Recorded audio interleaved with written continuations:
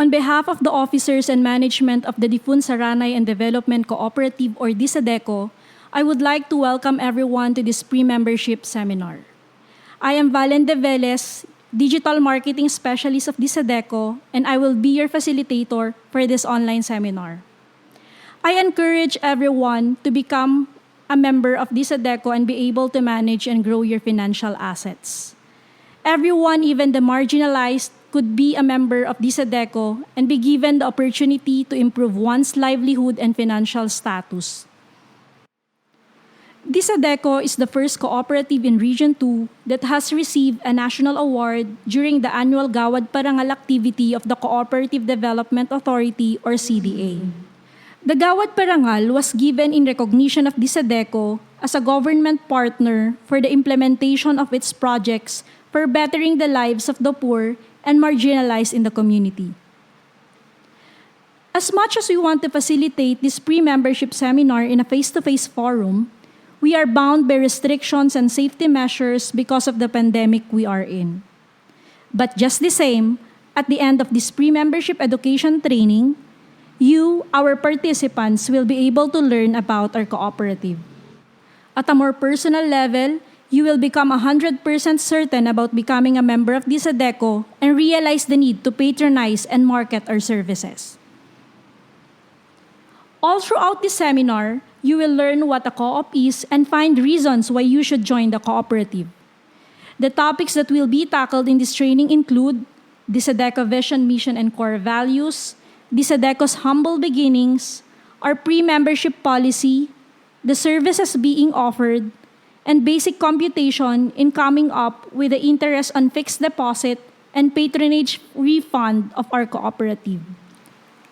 I hope you are now as eager as I am to proceed with this pre-membership seminar. What is a cooperative? A cooperative is an autonomous association of persons united voluntarily to meet their common economic, social, cultural needs and aspirations through a jointly owned and democratically controlled enterprise. Why would I join Disadeco? Disadeco offers a powerful economic model that prioritizes people over profit. Disadeco is dedicated and committed to meet the needs of the community and to reconnect social goals with economic practice. To simply put it, we place our members' welfare before profit. I dare say that after this pre-membership education seminar, any uncertainties you have on joining Disadeco will come to rest. Instead, it is with conviction that you will be able to express your desire of becoming a member. But first, let me discuss with you the 7 cooperative principles. Voluntary and open membership. Membership in a cooperative is open to all people who can reasonably use its services and stand willing to accept the responsibilities of membership regardless of race, religion, gender, or economic circumstances. Second, democratic member control. Cooperatives are democratic organizations controlled by their members who actively participate in setting policies and making decisions. Representatives such as directors or trustees are elected among the membership and are charged with due accountability.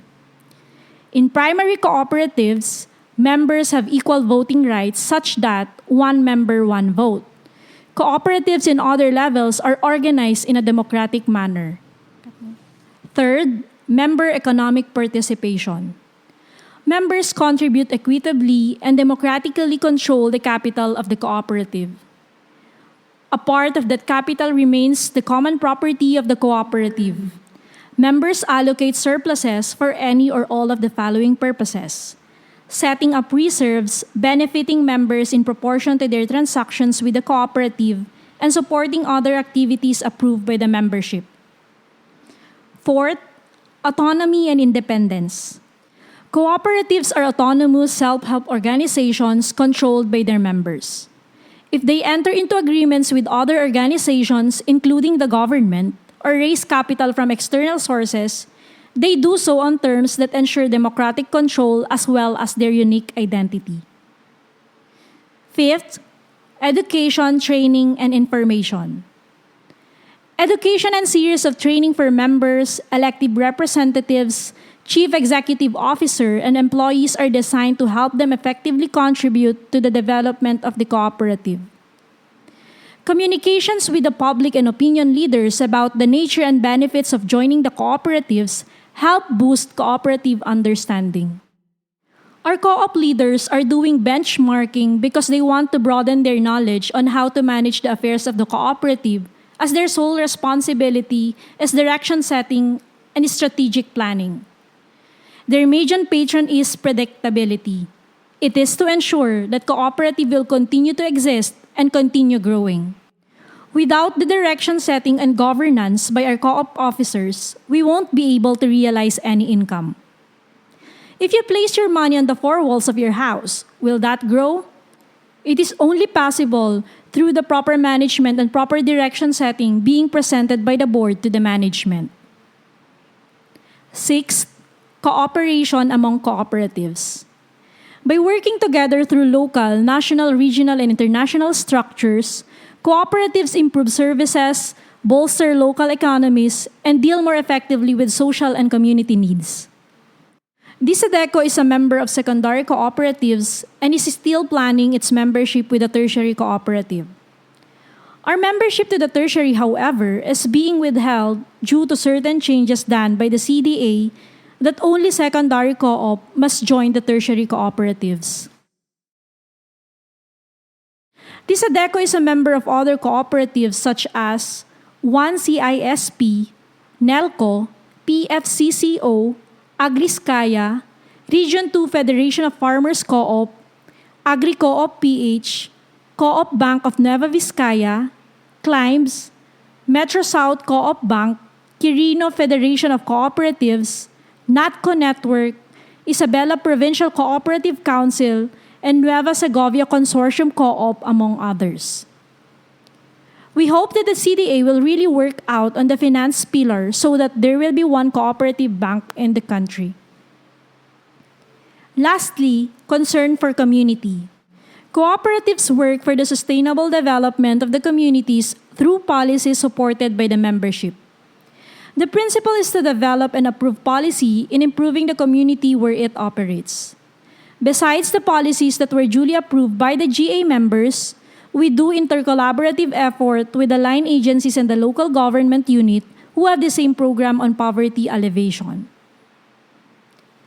Now, moving forward, let us delve into our cooperative's vision, mission, and core values. The vision of the cooperative in our own dialect is Pagwadan a kooperatiba iti pagilian, or in English, a model cooperative in the country. Disadeco's vision is guided by our 7 principles. Adjudge Disadeco of doing those policies aligned with the UN, all policies are crafted based on the 7 principles that have been formulated by the International Cooperative Alliance. We have this particular vision and we want to maintain that. So we keep on reminding our members that everything they do should be in consonance with the crafted policies that are duly approved by the General Assembly to remain as pagwadan nga kooperatiba. And to meet that particular vision, our mission is panangitan-ok tinain kalentegan a panagbiag or to promote social justice. What do we do as member, as officers, and as an organization as a whole to meet this vision? Everything we do is social justice. That is, doing what is right. Because if we will not do what is right, then we would not be a model cooperative since we are guided by the Cooperative 7 principles from open and voluntary membership up to concern for our community. Disadeco core values. Our cooperative values are simply Disadeco. D stands for democracy, I for integrity, S for servant leadership, A for accountability, D for discipline, E for empathy, C for caring for others, and O for ownership. Now, let us take a look at them one by one. Democracy. This pertains to life, liberty, and pursuit of happiness. Disadeco gives utmost consideration to the happiness of everybody.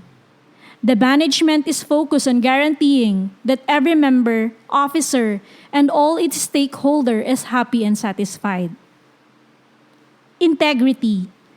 This is the practice of being honest and showing a consistent and uncompromising adherence to strong moral and ethical principles and values.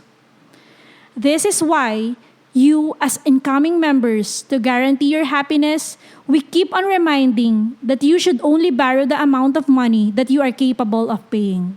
Losing your word of honor or integrity is no longer as nainkalentegan. Remember your commitment so that you will not destroy your integrity. We designed the core values to remind incoming members that everything they do must be aligned with those core values. The officers and the management practice integrity. I encourage the members to do the same and always act in accordance with the value of integrity. Servant leadership. This value speaks of encouraging individuals to serve others while staying focused on achieving results in line with the organization's values by providing our members the products and services that could satisfy their needs. This value comprises the things that we do as leaders and management employees. Accountability. This is the ability of our staff and cooperative to honor our commitments to members and to each other. The management is accountable for whatever happens to its members. We are accountable for doing our responsibilities in serving our members. But our members in return are obliged and accountable in paying their obligations. Discipline. This is making choices that are focused on an end goal rather than the easy choices. As a manifestation, the monthly deposit of 525 pesos on share capital is a matter of self-discipline and an act of making a wise choice. We are forced not to make unnecessary expenditures. We inculcate to our members the culture of depositing their savings, share capital, and paying their loans when falls due. Empathy. This is the ability to understand and share feelings of another. The management understands that people vary as the standard of living, which is why the former implements policy on the minimum additional share. The same should be 525 pesos without any limitations on others who can afford to infuse more. We must understand the income of our fellow members. It is based on the value of empathy that the policies of Disadeco were crafted. It is also the very reason why office hours start from Monday and extends to Saturday, because we do understand that government employees like some of you could not visit the cooperative during the weekdays. We are open at 7 a.m. and close at 5 p.m. to cater members who want to save and pay their loan at their most convenient time. Caring for others. This is illustrated by one's eagerness to help others, attention to detail, consistency, sense of responsibility in protecting the brand, and willingness to take ownership over issues. The value of caring for others is actually the foundation of the wealth-building policies like savings for birthday, graduation, baptism, marriage, gadgets, anniversary, and travel. For our last core value, ownership. This is taking of initiative to bring about positive results. As members of Disadeco, we should patronize our products and services because we are the ones who bring fun to our cooperative. The success of our cooperative lies on us. We must love Disadeco. This brings me to our next item of discussion. Our story. The Dipun Saranay and Development Cooperative was born on July 2, 1988 with the name Dipun Credit Cooperative Incorporation with 51 members and 5,040 pesos total asset. An amendment was made to change the cooperative name on March 26, 1991 as Dipun Credit and Development Cooperative. Through the good leadership and management of the officers and staff, its total asset amounted to 29,724,696 pesos and 47 centavos on December 16, 2005. This increased to 89,169,853 pesos and 21 centavos on December 31, 2010. This furthered to 290,260,874 pesos and 94 centavos on December 31, 2015. Recently, it ballooned to a total asset of 1,010,688,178 pesos and 88 centavos and a net asset of 730,225,965 pesos and 6 centavos. With the continuous support of our members and guidance of our officers, the Disadeco is now one step closer from becoming a billionaire cooperative. I hope you are quite convinced now to join a billionaire cooperative. And once you're a member, you are a billionaire too because you're part of our cooperative. Moving forward, here is our membership policy. The qualifications for membership for those who would want to join Disadeco are the following. Should be a Filipino citizen, of legal age with a capacity to contract or head of a family, residing and or working within the area of operation which is within Region 2 and the Cordillera Administrative Region. A resident shall mean those who live and work in the cooperative's area of operation for a period of 1 year or more and must pledge to undertake the responsibilities of membership. This means members should attend the General Assembly meeting, patronize Disadeco services, and recruit new members. What we have here next are the requirements for the admission of membership. First, be guaranteed by at least 2 non-delinquent members and shall pass through background investigation by the Loans Department. To those who want to join the cooperative now, when you invest an initial share capital of 5,000 pesos, you can borrow that immediately without the guarantee of 2 non-delinquent members as long as the money you are borrowing is equal with your initial investment. If you want to borrow that amount, we can have it receipted and bring with you the loan application form that you have duly signed. Please note that we only do background investigation if the amount you want to borrow is more than your share capital. Second, attendance to a pre-membership education seminar or PMES like what we are having now is required for all those who wish to become members of Disadeco. And third, a PMES fee of 50 pesos shall be collected for every prospective member. After this PMES, you are now ready for the application for membership. The application for membership are the following. All prospective members who have satisfactorily completed the PMES shall apply for membership made in writing on a form provided for the purpose with 1.5 by 1.5 ID picture attached together with the sketch plan of your location. The prospective member must submit the application with the following payments: 1,000 pesos as an initial amount for CBU, 500 pesos as an initial amount and or maintaining balance for savings, 50 pesos for membership fee, 100 pesos as an initial amount for mutual aid, 250 pesos as an initial amount for saranay, 20 pesos for the ID, and 100 pesos for the incentive fee in line with our policy member gets member that an additional 100 pesos will be debited directly to your SC. The more you invite, the more SC deposit on your account. The total payment would be 2,020 pesos. The prospective member shall pledge to religiously deposit 525 pesos monthly share capital contribution. But if you have more money, you can pay the 6,670 pesos to avail of the 2 social benefits of Disadeco, the mutual aid program on death benefits, and saranay on hospitalization benefits. The prospective member shall submit a sketch of residential home along with landmarks to ease locating identified residential home. And the prospective member shall undergo credit and background investigation by the Loans Department. Now that we have learned about membership application, it is time now to understand our membership policy. Approval of membership.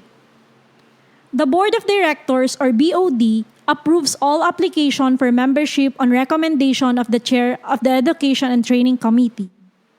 Approval of membership shall be done by the Board and Bank during the Board's regular and special meeting. Upon approval of membership, the member is issued the Disadeco passbook and ID. If application for membership is denied, the applicant may appeal to the General Assembly, whose decision shall be final. Only the share capital and savings deposit shall be reimbursed to the applicant whose membership is disapproved or if the applicant discontinues his application for membership.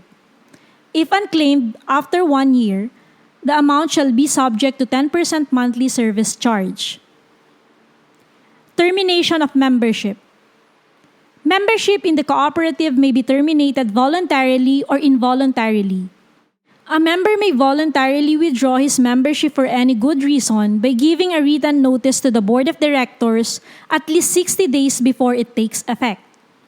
No withdrawal of membership will be effected unless approved by the board and bank. A withdrawal fee of 100 pesos shall be collected to a member withdrawing membership. Membership may be terminated involuntarily by death, insanity, insolvency, dissolution of the cooperative, or expulsion. Expulsion of membership is applied if member had been proven to be discouraging non-members to join the co-op, member had been proven to be encouraging members to withdraw, or acts of the member have been proven to be detrimental to the life of the cooperative. For application of membership, any member who has been terminated and given the privilege of re-entry or whose application has been previously rejected can reapply in writing justifying their reason for reapplication, for which the following conditions shall be observed. Reapplication for membership is allowed after 1 year from withdrawal. Reapplication for the second time is allowed after 2 years through the approval of the General Assembly. The returning member undergoes another PMES. The returning member submits again the necessary documents and requirements as in his first admission. The returning member makes an outright fixed deposit of 5,000 pesos. Readmitted member assumes the status of a new member with a re-entry fee of 100 pesos. As would-be members of the cooperative, you should be aware of the GA-approved resolutions. Some of the GA-approved resolutions include: members who attend the GA meeting from 9 a.m. to 12 noon will be entitled for the 300 pesos incentive fee, and proxy of members will receive 100 pesos incentive fee.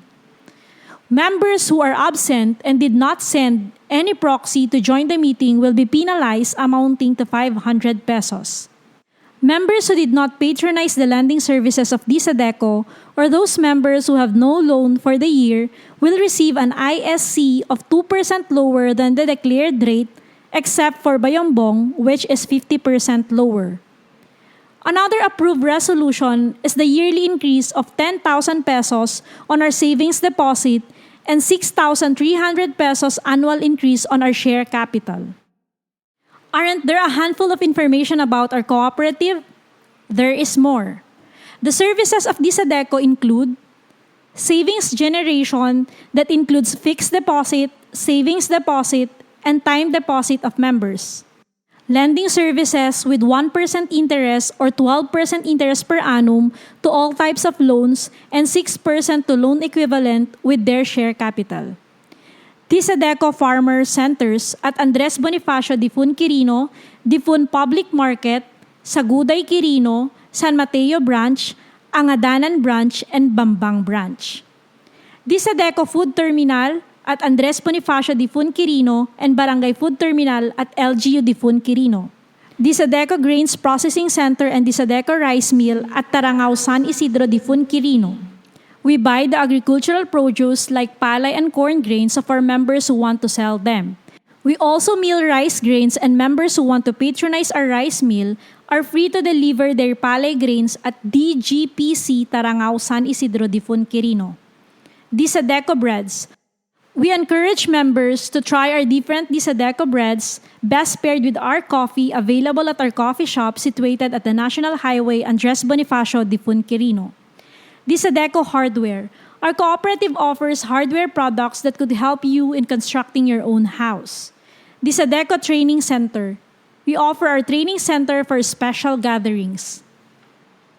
Money Transfer Services. Transportation services that include tractor, forward, and dump truck.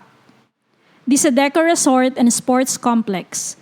Members who want to unwind with their families and friends can visit our Disadeco Resort and Sports Complex located at Bayombong, Nueva Vizcaya. Disadeco Hostel at Difun and Bayombong, Nueva Vizcaya. Disadeco Coffee Processing Center. Members who are coffee lovers can drop by and purchase Disadeco coffee at National Highway Andres Bonifacio, Difun, Quirino. And lastly, Disadeco Easy Gas. You can also grab your own Easy Gas product, which is available in all Disadeco branches. I now bring you to our last topic, the distribution of net surplus. We allocate 10% for the General Reserve Fund, 5% for the Cooperative Education and Training Fund, half to be used by the cooperative and the other half may be remitted to the federation or union chosen by the cooperative. Another allocation is 3% for the Community Development Fund for projects or activities for the benefit of the community where the cooperative operates, and 7% for optional fund, land and building, and other fund. After knowing what Disadeco is, I want to know who wants to be a billionaire. This is the right time. Join now and be a member of Disadeco. Take the first step of filling in the membership form which you can download from our homepage. Supply the necessary information and send it to us in our chat box together with the receipt of payment made. You may pay through GCash, bank-to-bank transaction, or any other pera padala. Now is the time to start investing your money. You have in your plate a better choice, joining Disadeco.